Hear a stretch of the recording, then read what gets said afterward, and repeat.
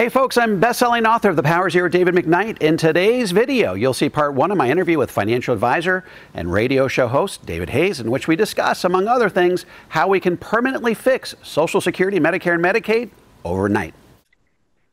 You know, when I first read your book years ago, and it talked about how we are just a few years away, like 7 years away or 9 years away from the budget of four things: Social Security, Medicare, Medicaid, and interest on the debt, absorbing pretty much all the revenue that's coming into the coffers.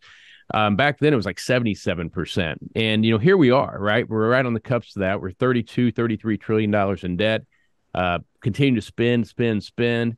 Tax rates are a historic low. You have a clock. I love it on your website that says let's see, what does it say? When I pulled it up today, it said 2 years, 2 months, and 27 days until the clock rings, and the tax code goes back to at least where it was before. But yeah, where are we today on those numbers? Well, it's as you can imagine, it's only gotten worse. When I first started writing about this, what I was talking about is, as you mentioned, Social Security, Medicare, Medicaid, interest on the debt, basically took up 92% of the tax revenues that are coming in. As of this year, it's actually 100% of the tax revenue that's coming in, which was why we have to borrow over $1 trillion to pay for everything else, right? So Social Security, Medicare, Medicaid, these are all non-discretionary spending.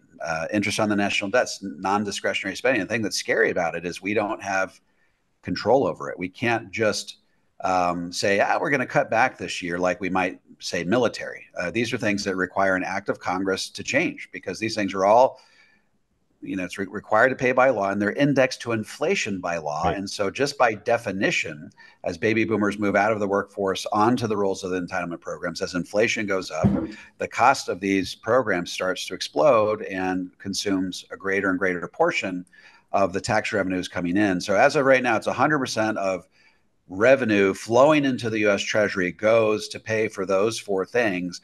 And anything that we want to pay for above and beyond that, we have to borrow money to do so.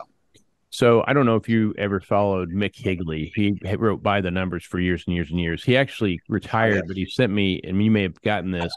He said he couldn't help himself to send this one piece of information out. He says, can't spend it fast enough. On the day President Joe Biden signed the legislation to end the debt ceiling debate back in June, the U.S. was $31.467 trillion in debt. And on Thursday, just 33 days later, this was on the 6th of July, the national debt had grown to $32.4 trillion, increase of $1 trillion in 33 days. Now, that was some pent-up demand as well, but this is out of control. And you've gone over and over this with me and everyone else in America that, there's only a few things you can do. One, cut spending, and you just said that that's very, very difficult to do. Two, increase taxes, or three, reduce entitlements. Say you make too much money, you're not going to get Social Security. But there's no appetite for that, as we well know, because that's the people that vote. If I'm 60 years old and I have $10 million, I'm not going to be real excited about trying to propose or vote for someone that's going to eliminate my Social Security, unless I just have a really good, generous heart and want to make things better for my kids and grandchildren. So yeah, Dave, I don't know how we're going to fix this problem. I was looking through some of your stuff, podcasts and different things. Of course, I follow.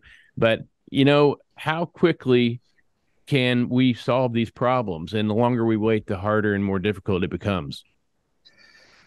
Yeah, well, it's how quickly we could solve it right away. David Walker, former Comptroller General of the federal government, has said as much. He says you could put some sort of constitutional amendment in place that says that no one in Congress gets paid unless we balance the budget. There's some really austere things that could be done to fix it, but I don't know that politicians have the appetite or willpower, or leadership for that matter, to be able to make these tough decisions. And I think they fear the electorate more than they fear going bankrupt, unfortunately. And there's a fourth option that they could resort to, and that's, or sometimes people think they can resort to, and that's to print our way out of it. This is sort of the modern monetary theory approach. And the problem with that approach is that, money is valuable because it's scarce. You print more of it, becomes less scarce, then you get inflation.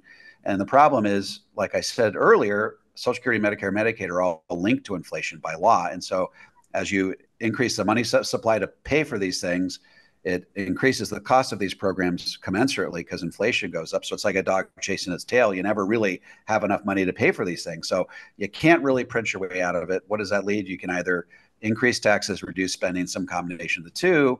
And none of those options are really all that appetizing for any parties involved. And so we're sort of marching into this semi-apocalyptic future where something's going to give. And I think that eventually what's going to happen is we're going to get to the point where we will not have enough revenue coming into the U.S. Treasury to pay for these things. And it'll be sort of like every time we've ever almost defaulted on the debt. I remember one time I was watching CNN, and up in the upper left-hand corner of the clock, it says we default on our debt in 29 minutes. And it's always at the 11th hour that we try to fix these things. And so I think that somewhere around 2030, when push comes to shove and all of these things come to a head, and we got this perfect storm of, baby boomers retiring and all these confluence of events, that they're going to be forced to do something. So I think we probably have another 8 years to get our house in order.